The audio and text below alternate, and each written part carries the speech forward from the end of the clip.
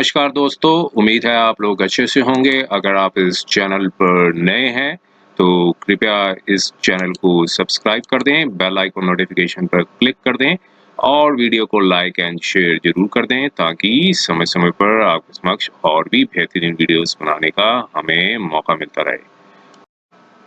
दोस्तों, माननीय supreme court की एक जजमेंट आई है जो कि 11 अगस्त 2023 को आई है और इसमें union of India and others जो है अपीलेंट्स हैं और एक रेस्पोंडेंट्स हैं। और यहाँ पर जो वर्सेस रेस्पोंडेंट्स हैं, तो इसमें एक सिविल अपील 5049 ऑफ 2023 है जो कि अराइजेस हुई है special leave petition civil 478 of 2022। तो यहाँ पर यूनियन ऑफ इंडिया ने अपील जो है वो फाइल की थी, स्पेशल लीव पिटीशन फाइल की थी और इसमें हाई कोर्ट का एक ऑर्डर आया था, हाई कोर्ट की जजमेंट आई थी जिसमें डायरेक्शंस दिए थे कि यूनियन ऑफ इंडिया को कि वो एक लॉ कमीशन है वो गठन करें और ये जो बिल है वो पास कराएं। तो क्या डायरेक्शंस दिए और माननीय कोर्ट ने क्या इसके ऊपर निर्देश दिया, तो आइए हम इसके कंटेंट्स को समझने की कोशिश करते हैं। हुआ क्या था इसमें, और देखिए ये अपील थी जो कि high court of Madras Madurai bench की जो हाई कोर्ट है उसको चैलेंज किया गया था 17 अगस्त 2021 का जो ऑर्डर था। और रिट पिटीशन थी जो कि रिस्पोंडेंट ने फाइल की थी। यहाँ पर जो रिस्पोंडेंट है उन्होंने रिट पिटीशन फाइल की थी, वो रिट पिटिशनर्स थे हाई कोर्ट में।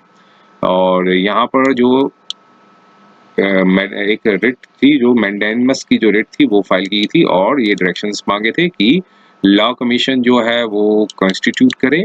रिस्पोंडेंट नंबर 1 मींस गवर्नमेंट है, वो जो कि चेयरमैन और others members of 27 law commission है वो कॉन्स्टिट्यूट करें। जो एक नोटिफिकेशन आया था so and so in accordance with the law, जो कि टाइम स्टिपुलेटेड है, जो time stipulated by this honourable court. तो ये प्रेयर ये मांगी थी कि एक writ of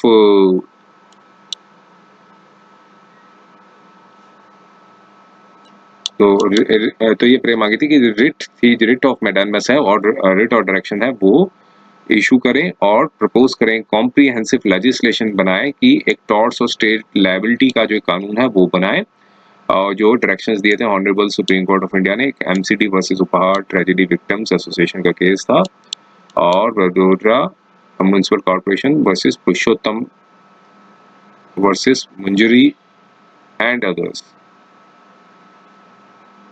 Manjari and others 2014 means municipal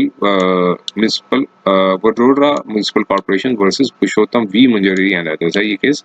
तो ये एक डायरेक्शंस दिए गए थे उस कोर्ट में। तो उसमें जो एक लेजिस्लेशन की जो प्रेयर मांगी थी जो कि टॉर्ट्स और स्टेट लायबिलिटी से रिलेटेड था। और रिट पिटीशन जो है कोर्ट ने जो फाइनल डिसीजन देने से पहले नीचे की जो हाई कोर्ट है उन्होंने ये क्वेरीज पुट अप किए गए थे कि कितनी जजमेंट्स हैं। मींस गवर्नमेंट से इन्होंने जो यूनियन ऑफ इंडिया से ये जो क्वेश्चन पुट अप किए थे उसके जो है जो रिप्लाई या आंसर देने को कहा था कि कितनी जजमेंट्स हैं जिसमें कॉन्स्टिट्यूशनल कोर्ट्स ने रिकमेंड किया हो कि न्यू लॉज के लिए और amendments for the existing acts कितनी जजमेंट्स हैं वो सब बताएं।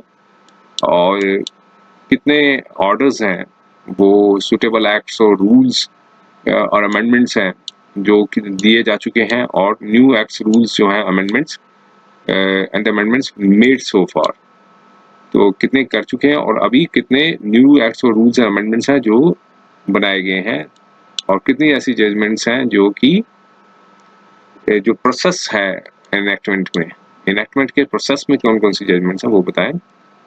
और पार्लियामेंट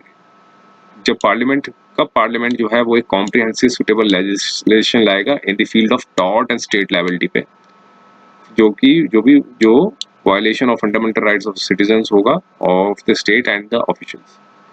और central state governments central state government जो है वो उनके पास एप्रोप्रिएट विंग्स हैं कि जो कि नोट डाउन करे judgments orders of constitutional courts को और जिसमें सजेशंस आई हैं for enactment of new laws amendment जो है एनेक्टेड प्रपोज्ड और रिकमेंडेड। तो ये क्वेश्चन पुट अप करने के बाद तो फिर साथ में ये बोला था कि अगर कोई विंग नहीं है तो कब ये विंग जो है एस्टेब्लिश्ड होगा, जो कि जो सजेशंस जो है हायर अप्स और पॉलिसी मैटर्स के होंगे जिसमें सजेशंस जो देगी कोर्ट तब वो इम्प्लीमेंट करेगा। तो जो है कब ऐसा विंग आएगा और कब जो सेंट्रल गवर्नमेंट है वो chairman and members of 22nd law commission appoint करेगी। तो ये क्वेश्चन जो क्वेरीज पुट अप किए थे, फिर उसके बाद माननीय कोर्ट ने, नीचे की जो हाई कोर्ट है, उसने 5 डायरेक्शंस हैं वो दिए थे। अब इसको ही चैलेंज किया गया, ये जो अपील में डाला गया। पहले ही डायरेक्शन ये थी कि कोर्ट ने डायरेक्शंस दी थी गवर्नमेंट को कि वो कंसिडर एक बिल इंट्रोड्यूस करें जो कि इंट्रोड्यूस हुआ था 1965 में, लायबिलिटी इन टॉर्ट, जो कि इंट्रोड्यूस्ड हुआ था 1965 में, फिर उसके बाद री इंट्रोड्यूस्ड हुआ था 1967 में, फिर लैप्स हो गया था डिसोल्यूशन ऑफ पार्लियामेंट ड्यूरिंग 1970, और उस सबको अकाउंट में देखते हुए with in period of 6 months वो है बिल लेकर आए। और फिर सेकंड डायरेक्शन ये थी कि सेंट्रल गवर्नमेंट को दी थी डायरेक्शन कि वो डिसीजन लें with regards to suggestion made by the law commission, जो लॉ कमीशन सजेशंस देगा either as the statutory body or the constitutional body within the period of 6 months।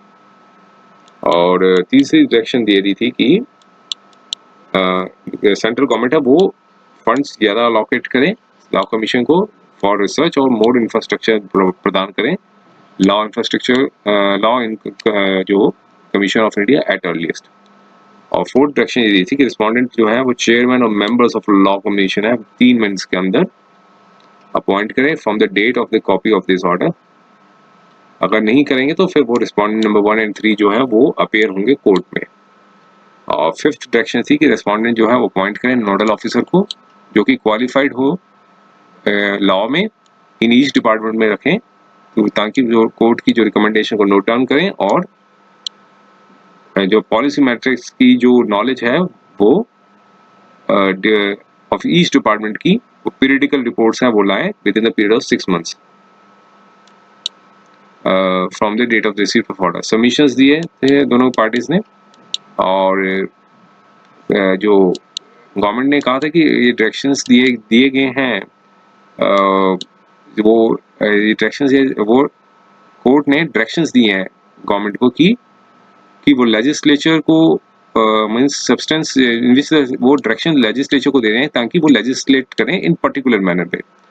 और कोर्ट ने कहा कि सबमिशन ये भी दी कि रिट कोर्ट जो है वो कंपेल नहीं कर सकती सेंट्रल गवर्नमेंट को कि वो डिसीजन लें on the question whether the law commission appointed by should be conferred the status of either constitutional body or the legislative body। तो ये जो डायरेक्शंस थी ये इन्होंने अपनी अपनी कंटेंशंस रखी थी, स्टेट ने आगे मतलब प्राइवेट रिस्पोंडेंट ने अपोज किया था। अब कोर्ट ने अपना व्यू क्या दिया था वो देखते हैं।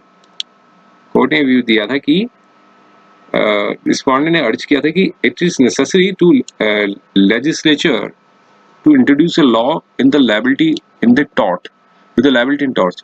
तो प्रेयर जो मांगी गई थी फर्स्ट रिस्पोंडेंट द्वारा, तो उसमें डायरेक्शंस जो दिए गए थे सेंट्रल गवर्नमेंट को कि वो कंसिडर करने के लिए कि वो बिल लेकर आए सब्जेक्ट मैटर पे, जो कि 6 मंथ्स जो है वो फिक्स किए गए हैं, और साथ में 6 मंथ्स भी फिक्स कर दिया था हाई कोर्ट ने। तो कोर्ट ने आगे बताया कि लॉ ऑफ टोर्ट्स जो है और लायबिलिटी है वो स्टेट इज कंसर्न, तो स्टेट और इंडिविजुअल जो है वो gradually liability of the state of individual है वो gradually evolve by the courts.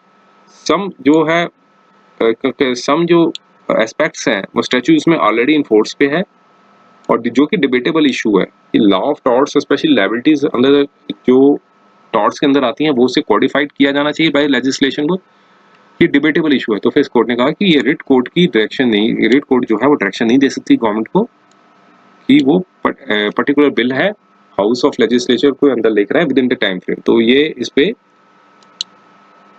तो डायरेक्शंस थी उसने कोर्ट ने कहा कि अनवारंटेड है। सेकंड डायरेक्शन थी कि उसने बताया था कि जो रिस्पोंडेंट है उनको, जो यहाँ पर रिस्पोंडेंट है, तो पहले उनको ये दिखाना चाहिए था कि राइट जो है वो उनके फेवर में है, और कॉरस्पॉन्डिंग जो ऑब्लिगेशन है स्टेट की कि टू इंश्योर कि जो लिटिगेंट जो है वो अपने एक्सरसाइज कर सकता है राइट को। और चूंकि राइट वेस्टेड नहीं था applicant to claim the law commission जो set up by the central government should be constitutional और स्टैट्यूटरी बॉडीज। तो सेकंड 21st लॉ कमीशन जो है वो ऑलरेडी फंक्शनड है और उन्होंने अपनी रिपोर्ट्स दे रखी हैं। और जो लॉ कमीशन का जो स्टेटस है अंडर द कॉन्स्टिट्यूशन में, और जो स्टैचू है is a main concern policy decision to taken by the central government. ये सब जो है वो सेंट्रल गवर्नमेंट को देखना है कि उनका जो लॉ कमीशन को स्टेटस देना चाहिए कॉन्स्टिट्यूशन द्वारा, और या फिर और अंडर स्टैचू के अंदर एक पॉलिसी डिसीजन देना चाहिए बाय द सेंट्रल गवर्नमेंट। तो क्या ये सेंट्रल गवर्नमेंट ही ये इशू को देख सकती है, तो इसलिए सेकंड डायरेक्शन को भी कहा कि इसकी आवश्यकता नहीं है।